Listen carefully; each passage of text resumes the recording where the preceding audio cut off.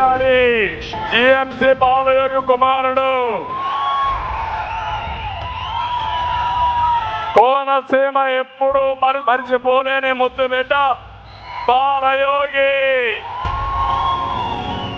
ఒక దళిత జాతికి వన్నె తెచ్చిన వ్యక్తి బాలయోగి. ఇప్పటికి కూడా నేను మర్చిపోలేకపోతున్నా బాలయోగిని.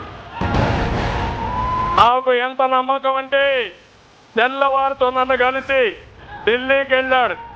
ఆ రోజు ప్రధానమంత్రి గారు మధ్యలో ఫోన్ చేశారు, మీరు స్పీకర్గా ఒప్పుకోండి, మీరు ఏ పదవి వద్దంటున్నారు అని అంటే దిగంగానే బాలయోగి గారికి మెసేజ్ ఇచ్చి స్పీకర్గా నామినేషన్ ఇప్పించిన వ్యక్తిని నేనే. అందరూ అన్నారు బాలయోగి హిందీ రాదన్నారు. హిందీ అక్కర్లా, మా బాలయోగి ఒక సమర్థమైన వ్యక్తి, ఏ పనైనా చేయగలుగుతారని చెప్పి నేను ఆ రోజైతే మాట నిలబెట్టిన మాణిక్యం మన బాలయోగి గారని చెప్పి కూడా నేను మీకు తెలియజేస్తున్నా.